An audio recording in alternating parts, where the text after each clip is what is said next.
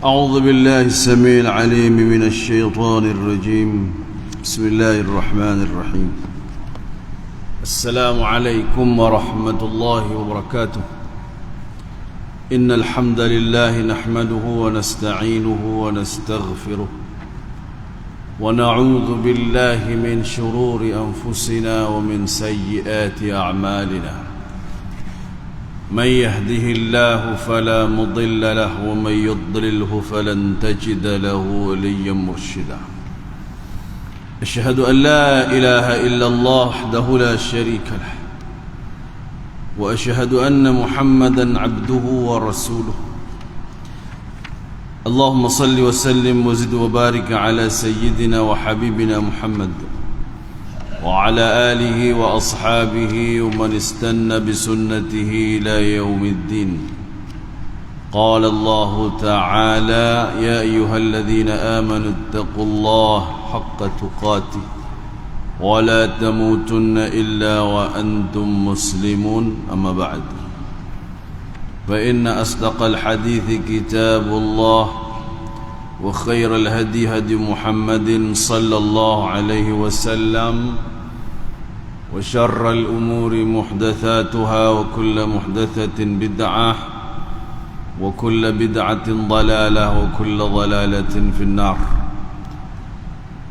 Yang berusaha saf pentadbir Masjid Setialam, gawai dan ahli jawatan kuasanya, tuan-tuan imam yang dimuliakan, tuan-tuan guru, para asatidzah, orang-orang alim, orang-orang saleh, tuan-tuan dan perempuan, muslimin muslimat yang mudah-mudahan dikurniakan keridaan oleh Allah Azza wa Jalla insyaallah. Alhamdulillah, mari sama-sama kita bersyukur kepada Allah yang masih lagi memilih kita sebagai hamba-hambanya yang senantiasa berusaha untuk mengingati Allah Subhanahu wa taala, kerana kita diberi peluang Allah untuk duduk dalam majlis zikrullah, yakni majlis mengingat Allah Taala. Dan syukur kita kepada Allah kerana diberikan keimanan yang teguh dan diberikan perasaan cinta kepada saudara se-Islam kita yang sedang diuji oleh Allah dengan peperangan. Semoga nikmat-nikmat yang dikurnia ini menjadikan kelangsungan untuk kita mendapatkan syurga Allah Subhanahu wa taala kelak insya-Allah.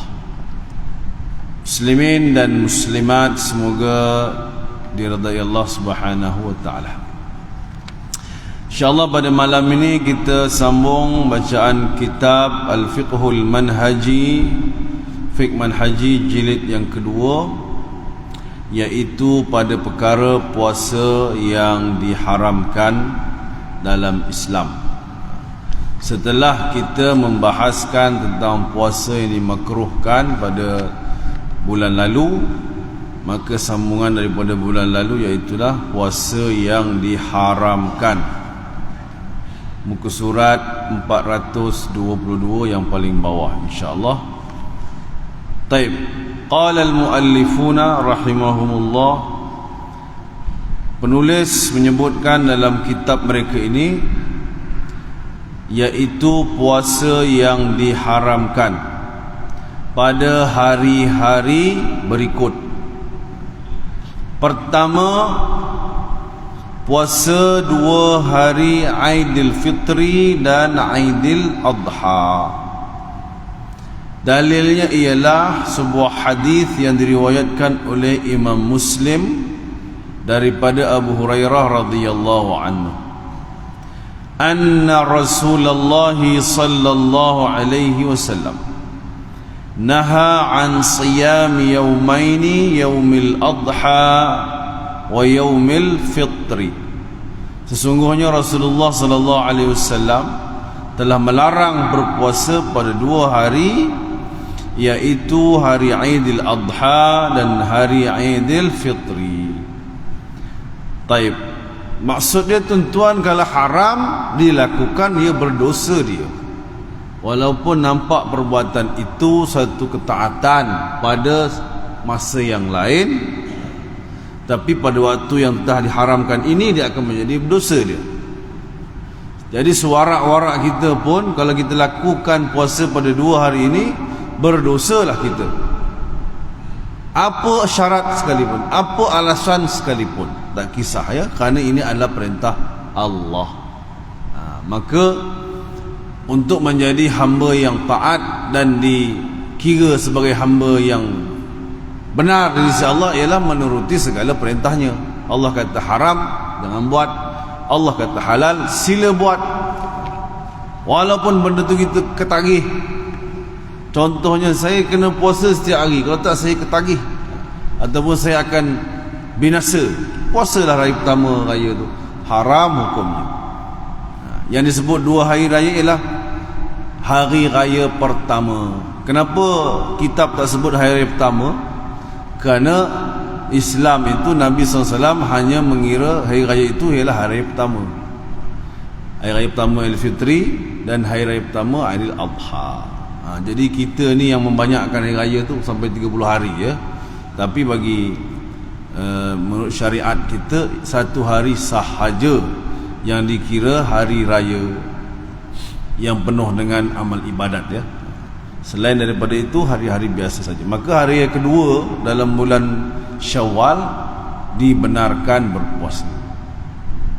Ini kena jelas tuan-tuan, supaya, sebab kadang-kadang ada orang di zaman Nabi SAW juga begitu. Ada orang ni dia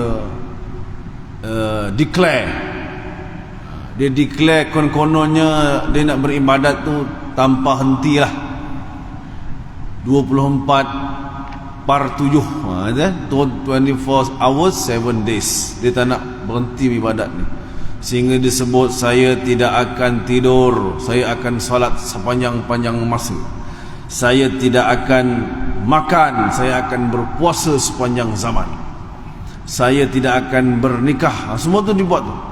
Konon-kononnya nak meratakan dia tu ibadat paling bagus. Dan Nabi dengar cerita ni.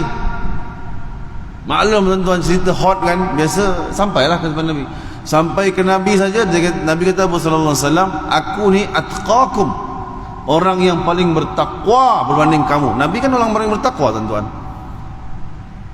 Tapi aku pun makan, aku puasa, aku sembahyang, aku tidur, aku berkahwin, aku dan sebagainya. Kerana itu adalah fitrah manusia.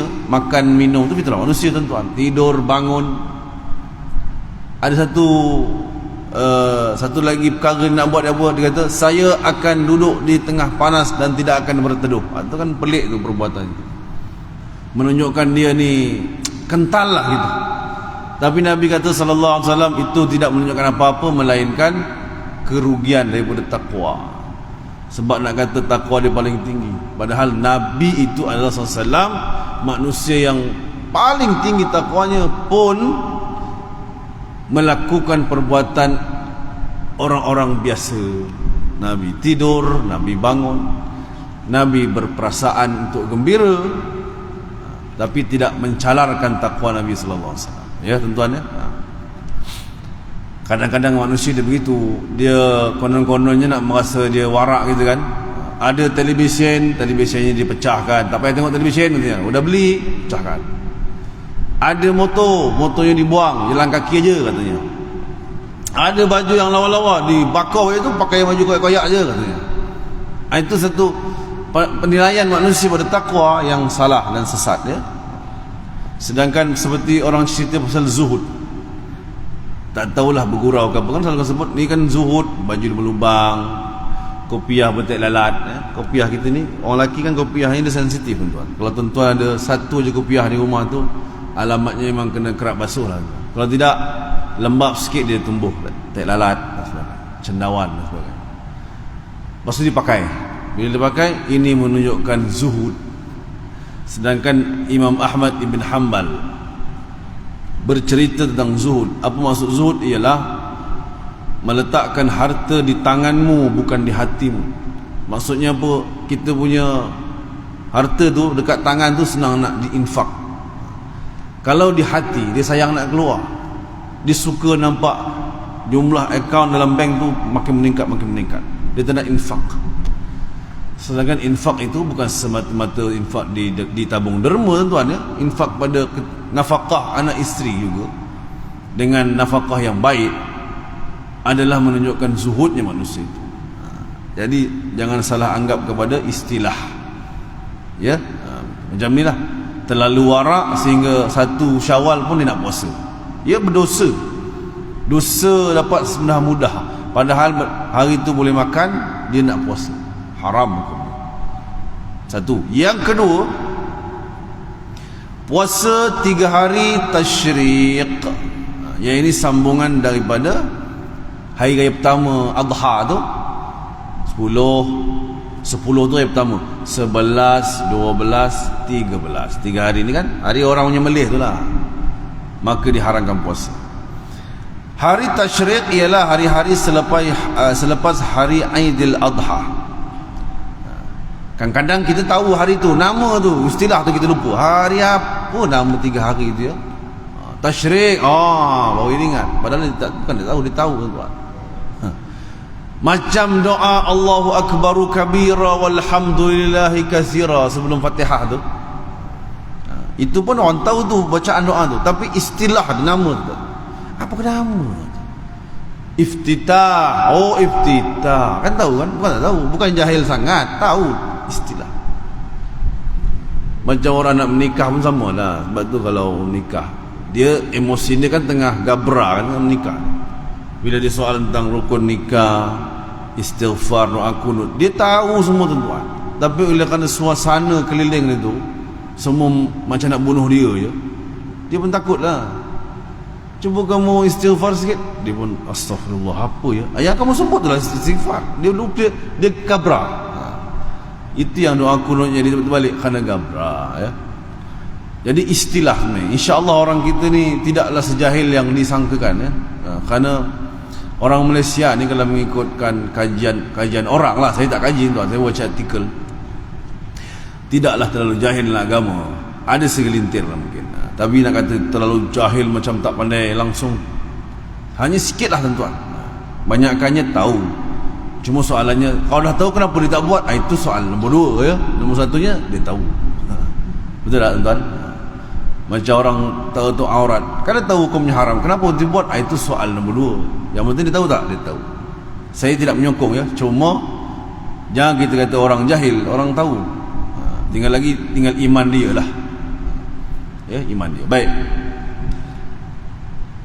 dalil pengharaman puasa pada hari tersebut ialah hadis yang diriwayatkan oleh Imam Muslim daripada Ka'ab ibn Malik radhiyallahu anhu. Rasulullah sallallahu alaihi wasallam mengutuskan beliau, iaitu Ka'ab ya, dan Aus bin Al-Hadathan pada hari-hari tasyriq untuk mengisytiharkan tidak masuk syurga melainkan orang-orang yang beriman, dan hari-hari Mina adalah hari makan dan minum. Baik, Nabi sallallahu alaihi wasallam mengutuskan Ka'ab dan juga Aus untuk isytihar orang-orang, bagi tahu kat semua orang bahawasanya tidak masuk syurga kecuali orang beriman. Satu. Kemudian yang kedua nak bagi tahu hari-hari Mina adalah hari makan dan minum.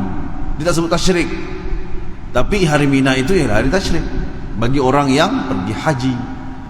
Maka orang buat haji kalau disebut Mina ya tasyrik. Kita di sini kita tahu kerana kita pergi haji, melainkan tuan-tuan dah pernah pergi haji, maka dia tahu 10 duduk di Musdalifah ataupun malam tu pergi cabut ke Mina. Mina tu kan 3 hari dan 4 hari di situ kan untuk melontar. So hari ke-11 duduk Mina, hari 12 duduk di Mina, hari 13 duduk di Mina. Selesai lontaran ketiga-tiga dan lengkap, barulah balik ke Mekah semula. Ataupun tidak balik ke Mekah, buatlah tawaf haji. Lepas tu nak duduk, nak pergi mana lepas tu pun terpulang. Tapi nak bagi tahu hari Mina ialah hari tasyrik ya. 3 hari itu masih diharamkan berpuasa. Walaupun hati meronta-ronta nak puasa, tahan. Itu adalah syaitan ya. Ketika mana benda yang disunatkan payah nak buat, bila diharamkan setan sibuk datang, kan tak cocok kan? Itulah syaitan. Jadi jangan kita kata syaitan itu menyuruh kepada benda yang nampak tidak baik. Ni nampak baik ni, tapi sebenarnya pada ketika lain dia baik. Pada hari-hari itu dia tak boleh. Puasa ini jadi haram, ya tuan-tuan ya. Sebab itu kita terutamanya buat kerja haji kan, ujiannya kan sangat besar tuan-tuan. Ujian sabar tu sangat besar. Kadang-kadang isunya bukannya apa pun, tapi isu ini terlalu pada setengah orang besar lah bagi dia. Iaitu apa? Bas dia lambat sampai. Isu tu nampak kecil tau, tapi oleh kerana menunggu lama tu, orang yang baru sampai duduk di Musdalifah sekejap, lepas tu balik semula kerana bas dia sampai. Dia sampai petang lagi, bas tak sampai nak bawa ke Mina. Itu pun boleh bergaduh ya tuan-tuan. Syaitan tu ada di mana-mana. Walaupun kita kata dekat Mekah pun ada syaitan ya. Syaitan tu di mana-mana. Kerana dia tu memang kerja dia lah, dia tengah buat kerja tuan-tuan. Maka benda-benda yang terlibat ataupun kita kata ketaatan kepada Allah juga masih ada gangguan daripada musuh Allah tu lah, dan musuh kita itu. Baik, maka dengan demikian diisytiharkan hari tasyrik, yang hari yang ketiga-tiga hari itu adalah hari makan dan minum, iaitu tak boleh puasa. Kemudian Abu Dawud meriwayatkan daripada Amr ibn As radhiyallahu anhu, katanya Rasulullah sallallahu alaihi wasallam perintahkan kami supaya berbuka, yakni tak puasa pada hari-hari ini, dan kami dilarang untuk berpuasa. Malik berkata maksud hari-hari ini ialah hari-hari tasyrik. Jadi ini larangan direct daripada Nabi SAW kepada Amr, direct ya, arahan direct daripada Nabi, tak boleh berpuasa, kamu mesti makan, ataupun tak mesti makan pun jangan puasalah, begitu. Jadi kalau tak puasa tu maknanya apa? Makanlah tuan-tuan. Tetapi bila Nabi sebut hari makan dan minum, bukan maksudnya pesta makan minum ya, maksudnya hari itu jangan puasa, tu maksud dia. Kan salah lagi kita faham, Nabi kata hari makan minum, kita buatlah pesta, bukan, kerana itu boleh menyebabkan pembaziran kan tuan-tuan. Dulu ada dokumentari daripada Arab Saudi, ada dekat TV Hijrah ke dulu, dipanggil apa ke nama ya, saya tak ingat nama tu, tapi rancangan tu daripada Arab Saudi ya.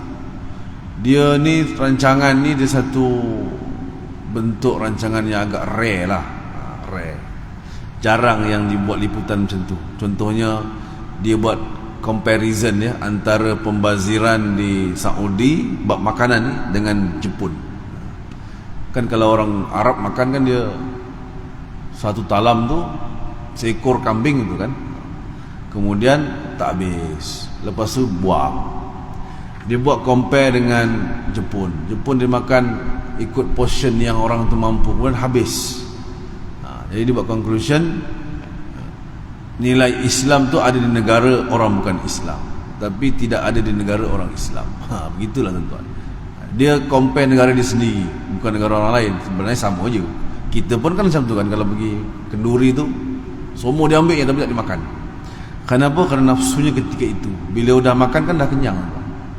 Tapi macam mana pula orang kafir boleh buat macam tu? Kita kena study lah sikit, ataupun kita kena buat kajian kepada PL orang-orang kafir ataupun non-Muslim, maaf saya, non-Muslim, supaya mendapat nilai. Kerana kita ini dosa tuan ya, pembaziran itu satu dosa, bukannya tak baik, dosa. Bila dosa dapat dosa lah tuan ya. Dan dia boleh menyebabkan kredit dia untuk ke neraka tu. Nauzubillah min dzalik. Walaupun pada benda makan saja boleh menyebabkan orang itu masuk neraka ya. Baik. Yang ketiga iaitu puasa hari syak. Hari syak. Syak ni mana? Puasa ke tidak? Bulan puasa ke tidak? Dia ragu-ragu. Iaitu hari ke-30 bulan Syaban. Kan nak ke 1 Ramadan tu kan? 29, 30. Ini kerana manusia merasa ragu-ragu apakah ia termasuk bulan Syaban ataupun bulan Ramadan, disebabkan tak sabit ru'yatul hilal pada waktu itu. Belum sabit lagi bulan. Oleh itu tidak diharuskan berpuasa pada tersebut, bahkan yang dianggap sebagai hari baki, hari pada bulan Syaban. Setengah negara Malaysia ni setakat ini kita tahu dah keputusan tu awal paling pas maghrib pukul 8 tu keluarlah gambar pakcik tu penyimpan mohor. Setengah negara sampai ke sudah tak tahu tuan-tuan. Saya adalah pengalaman duduk di negara orang ni, sampai siang tak tahu besok puasa ke tidak. Jadi kami dulu cara dia pergi kuliah, tengok dekat pondok jaga tu, kalau ada jaga tu isap okok, maknanya belum puasa. Kalau hari tu dia tak isap okok, itu dah puasa. Sampai begitu sekali menunjukkan bukan dia kuat isap okok, tapi antaranya lah tuan, sebab dia tak lepas. Maka kalau dia tak pegang okok tu, dia puasa. Keputusannya lambat keluar gitu kan. Nanti baru dia beritahu dalam tengah hari gitu. Kita pun pelik kenapa sistem jadi macam tu. Negara orang kan, takkan kita nak komplain. Kalau sebab begitu kita masih lagi 30 itu tidak dibenarkan puasa kerana harinya syak sama ada 1 Ramadan ke atau masih 30. Kerana kita kan 29-30 tuan-tuan. Ada kalanya 29 Syaban, kemudian 1 Ramadan. Ada kalanya 30 Syaban, besoknya baru 1 Ramadan. Maka dia bukan ikut tahun ni 29, tahun depan 30. Tahun depan itu tidak semestinya kadang-kadang. Kadang-kadang 29, tahun depan 29 lagi. Maka hari-hari itu tak payahlah berpuasa kerana hari syak. Kemudian dalil pengharaman puasa pada hari tersebut ialah hadis riwayat Abu Dawud dan Al-Tirmidzi, dan disahihkannya oleh Tirmidzi daripada Ammar bin Yasir radhiyallahu anhu bahawa Rasulullah sallallahu alaihi wasallam bersabda, "Man shama al-yawm alladhi yashukku fihi an-nasu faqad asa Abul Qasim." Barang siapa yang puasa pada hari manusia merasa syak terhadapnya, yakni puasa ni Ramadan ke atau Syaban lagi, maka dia telah menderhakai terhadap Abu Al-Qasim sallallahu alaihi wasallam. Siapa Abu Al-Qasim? Nabi kita Muhammad sallallahu alaihi wasallam. Kenapa namanya Abu Al-Qasim? Kerana anak sulung Nabi Qasim. Jadi orang Arab kan dia gelar bapa si Qasim. Maka Nabi itu antara nama baginda sallallahu adalah Abul Qasim, bapaknya si Qasim. Kata Nabi, hari itu hari tidak dibenarkan puasa. Kalau puasa juga, dia telah derhaka dengan Nabi sallallahu alaihi wasallam. Makna kalau derhaka dengan Nabi, dia derhaka dengan Allah Subhanahu wa taala. Ya. Ada manusia tu dia suka, alhamdulillah lah, suka tu bagus. Dia puasa Syaban tu penuh. 1 Syaban sehingga 29 Syaban. Dan sebenarnya kan ada hari-hari yang tidak dibenarkan puasa untuk setengah orang, ada yang dibenarkan puasa untuk setengah orang dengan syarat tertentu lah. Maknanya bukan suka-suka hati kita nak puasa tu, walaupun benda ni tidak menyusahkan orang, tapi agama telah menetapkan begitu. Begitu. Baik. Yang keempat, puasa yang diharamkan ialah ada 4 je tuan yang diharamkan, yang lain semua boleh berlaku. Jangan risau. 4 perkara je situasinya diharamkan puasa. Dan yang keempat ialah puasa pada separuh kedua bulan Syaban. Separuh kedua bulan Syaban maksudnya 16 ke atas Syaban itu. 15 ke bawah boleh lagi, 16 ke atas diharamkan. Dalilnya ialah hadis yang diriwayatkan oleh Abu Dawud dan At-Tirmidzi dan disahihkan oleh Tirmidzi daripada Abu Hurairah radhiyallahu anhu bahawa Rasulullah sallallahu alaihi wasallam bersabda, "Idzan tasafa Sya'ban fala tasumu." Apabila berlalu separuh Syaban, maka janganlah kamu berpuasa.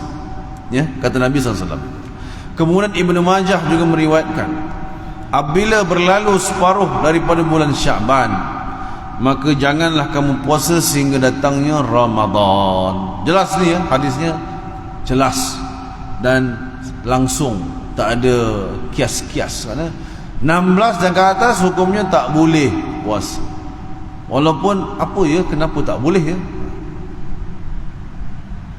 Cuma ada pengecualian. Walau bagaimanapun, puasa pada hari syak dan puasa pada hari separuh kedua bulan Sya'ban tidak diharamkan. Dengar ni ya, tidak diharamkan apabila hari Syak bertepatan dengan hari kebiasaannya berpuasa, ataupun dia telah berpuasa pada separuh yang pertama dan disambung dengan separuh kedua bulan Sya'ban. Baik, dengar sini baik-baik. Ni kena dengar dan teliti. Untuk yang separuh Sya'ban ke atas dan hari Syak, dia haram secara totalnya, haramlah secara asasnya. Tetapi untuk orang-orang yang special, iaitu yang sudah terbiasa berpuasa, termasuk biasa puasa Senin Khamis, termasuk puasa 12, 13, 14, 15 setiap bulan Islam, dan dia rajin puasa, maka dia diberi kebenaran untuk berpuasa pada hari itu. Ataupun dia dah puasa 1 Sya'ban sampai 15, ni memang dia jiwa dia diperhambakan kepada Allah total lah tuan-tuan. Dia dibenarkan puasa. Ataupun hari Syak itu jatuh pada hari dia biasa puasa, iaitu hari Senin, dia boleh puasa lah. Untuk orang yang daripada lahir tak pernah puasa, tiba-tiba dia rajin pula puasa tu, itu tak boleh. Dia macam sistem orang kerja shift dululah, sekarang tak tahu. Orang cerita gitu, kalau jenis-jenis company yang dia punya OT, dia OT special tau, bukan OT terbuka. Siapa yang penuh kehadirannya Senin sampai Jumaat, maka dia layak OT hari Sabtu dan Ahad. Siapa yang seminggu tu ada tak datang, contohnya hari Jumaat tak datang, hari Khamis, dia tak layak untuk ambil OT Sabtu dan Ahad. Ada jenis company yang macam tu, kilang maka kelebihan itu diberikan kepada orang-orang yang layak, privilege lah orang panggil gitu ya. Jadi dalam puasa pun ada privilege tuan, kerana Allah memberikan keistimewaan pada orang-orang yang rajin, maka dia boleh buat OT lah, OT puasa. Sambung terus pun tak mengapalah, janji jangan mengeluh ya, kerana Islam tidak wajibkan dia puasa Sya'ban tu. Dia sekadar, kalau ikutkan cara Nabi berpuasa bulan Sya'ban pun dia celup-celup ya Nabi SAW, tidaklah penuh 29 hari itu. Cuma Nabi banyak berpuasa di bulan Sya'ban. Maksud banyak ni bukan penuh ya, banyaklah daripada bulan-bulan lain.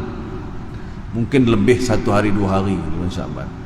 Kemudian dikatakan ya, kenapa Nabi rajin berpuasa di bulan Sya'ban? Kerana menemani isteri baginda sallallahu alaihi wasallam yang berpuasa ganti. Jadi orang kata, isteri Nabi pun ganti last minute. Itu apa ni kita panggil apa yang ditunjukkan kepada kita lah. Siapa yang nak ganti awal sila. Cuma pada ketika Aisyah ya mengganti puasanya, dan Nabi pun berpuasa.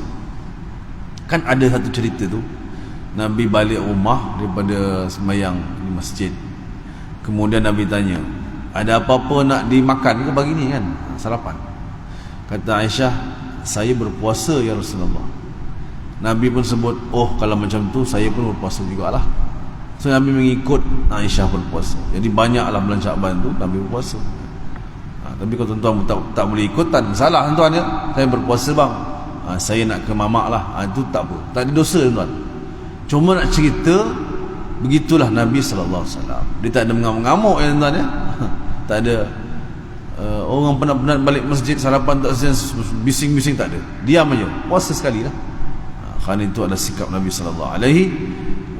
Dan Nabi memberikan kelebihan ini kepada umatnya SAW yang rajin berpuasa. Kemudian Al-Bukhari dan Muslim, yang lafaz hadisnya oleh Muslim, meriwayatkan daripada Abu Hurairah radhiyallahu anhu bahawa Rasulullah sallallahu alaihi wasallam bersabda, la taqaddamu ramadana bisawmi yawmin aw yawmain illa rajulun kana yasumu sawman falyasum. Janganlah kamu mendahulukan Ramadan dengan puasa 1 atau 2 hari sebelumnya, 29, 28. Jangan dibuat ya tuan-tuan ya. Melainkan mereka yang biasa puasa. Orang yang saya sebut tadi, yang daripada beranak tak pernah puasa ni dengan Ramadan pun dia langgar, tiba-tiba yang Sya'ban ni datang angin ni rajin lah, haram hukum. Maka yang boleh siapa? Yang rajin puasa. Allah bagi kelebihan orang yang puasa ni, pada hari haram pun dia boleh buat, kecuali hari yang tadi yang memulalah raya puasa tu tak boleh lah. Ni yang Syaban ni dia boleh buat. Itu menunjukkan Allah sangat menghargai hamba-hamba yang rajin-rajin ni. Kita kalau yang malas ya diam-diam aja lah tuan-tuan, jangan dikomplain orang rajin. Kita diam aja. Kerana kita belum dituntut untuk buat. Tak apa. Macam orang rajin sembahyang malam, tak apalah, jangan kita komplain. Sembahyang malam rajin, macam lah bagus sangat. Kita suka gitu kita kan. Padahal kawan tu tak cakap apa pun. Lainlah kalau kawan tu tiap kali nak tahajud je live TikTok. Orang pun naik berbulu kan, tapi dia tak buat apa pun. Tapi sebab manusia tu dengki kan. Orang sembahyang rajin pun dengki. Kalau boleh dia nak orang macam dia malas, dia tak jadi macam tu. Kerana manusia tu kan lain-lain dia punya kecenderungan. Sehingga Nabi tu bagi special untuk orang rajin ni, bolehlah puasa pada hari-hari haram di bulan Syaban itu, ya. Jadi kita maknanya tidak semua benda tu yang sunat boleh dibalun belaka. Semuanya ada undang-undang dia, ada cara dia, ya, ada syarat dia. Macam kita tahu kan, sembahyang sunat selepas asar dan selepas subuh hukumnya tak boleh, itu kan. Dia ada undang-undang, dia bukan boleh berdal, ada undang. Nak sembahyang sunat selepas itu sedikit, macam asar tu kan, nanti dah pukul 6 suku, bolehlah sembahyang sunat. Jangan direct asar sembahyang sunat. Pas sembahyang sunat dibuat sebab sembahyang asar, dibuat pula ba'diyah asar, nampak macam warak, rupanya tak tahu apa-apa tuan. Jadi kena belajar lah. Jadi tahu patutnya dapat pahala, dapat sia-sia saja kerana waktu yang haram salat, ya. Begitu dengan subuh, tunggu dia syuruk sikit, pergi sembahyang. Sembahyang lah. Ni direct lepas subuh nak sembahyang. Ataupun kalau kita cerdik sikit, nak sembahyang qada kan. Contohnya udah dulu banyak tinggal, ni rajin dah jadi baik sikit, ni nak sembahyang qada. Carilah tempat sikit tuan-tuan. Lepas subuh tu nak sembahyang qada, pergi nyorok sikit. Sekali lagi orang akan jatuh fitnah kepada kita. Ini sembahyang lepas sembahyang subuh, mana ada sembahyang sunat katanya. Padahal kalau sembahyang qada kan, menyorok sikit, pergi belakang tiang sana ke. Ini dah usah pertama tu sembahyang qada tu. Jadi manusia ni dia kena fikir ya. Begitu juga sembahyang asar, lepas sembahyang asar nak sembahyang qada, cari tempat yang selindung sikit supaya orang tidak. Iyalah, kita tidak menyalahkan orang kerana orang tidak tahu. Dia tengok apa yang dia nampak. Dia tuan, dia apa yang nampak? Dia nampak, dia belajar lepas sembahyang asar tak ada sembahyang sunat, kawan tu sembahyang qada. Lepas tu sembahyang qada subuh tu, depan saf yang pertama siap doa qunut lagi tuan. Jadi tiba-tiba orang jadi tahu, oh sembahyang qada rupanya. Ataupun kita ni kena jauhkan diri daripada punca fitnah orang itu je. Kita kata saya tak buat jahat, tapi orang fitnah saya. Kerana kita itu memang buka ruang untuk di fitnah. Jadi cari tempat yang supaya orang tidak nampak kita buat, ya. Macam selalu sebelum Jumaat kan ada tazkirah Jumaat kan. Tuan-tuan kalau sampai, kalau nak sembahyang tahiyatul masjid, jangan di depan ustaz dekat sini ni. Sembahyang di luar dulu, nanti duduk terus masuk. Ini ustaz tengah tazkirah, duduk sembahyang, macam sembah ustaz dah kawan tu. Mungkin dia rasa tak ada apa, tapi yang cakap tu mesti lain macam kan, tengah bercakap ada orang sembahyang depan dia. Ataupun jauh sikit sembahyang tahiyatul masjid. Nanti dah habis sembahyang tu, cari saf depan. Salah ya. Jadi jangan kita, bukanlah kata tidak boleh, tapi tidak berapa selesa, ya. Sebab sembahyang di depan orang tengah bercakap tak selesa tuan. Dia kena begitu supaya kita ibadat kita itu smooth, tak ada unsur tak selesa dan sebagainya. Jadi begitulah Islam tu mengatur hidup kita. Susah bilang balik tuan-tuan, ya, 4 situasi saja ya yang diharamkan puasa, yang lain semua boleh berlaku. Jadi jangan kata nak puasa pun haram, banyak lagi hal lain yang boleh. Ini cuma 4 je yang benda-benda sunat tu banyak, tinggal lagi buat tak buat aja.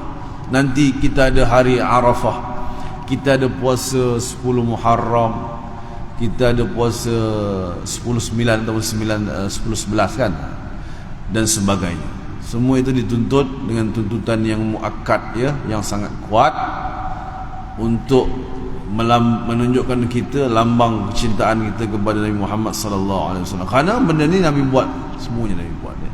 Dan tidak ada satu yang Nabi tidak anjur dan kita buat. Maka semuanya disyariatkan untuk kita laksanakan, insya-Allah.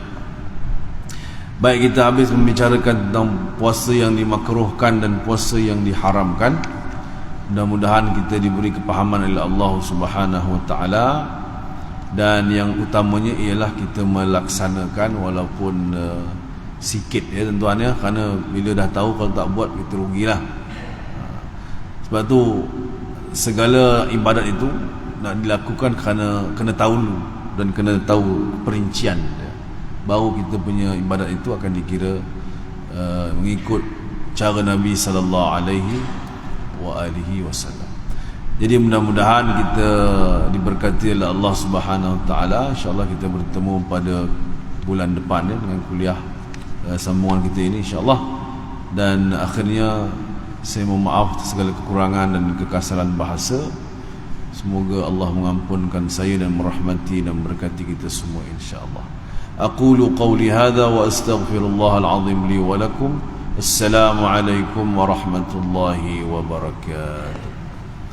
Barakallahu fikum wa sallallahu ala Muhammad wa ala alihi wa ashabihi. Alhamdulillah. Fikum.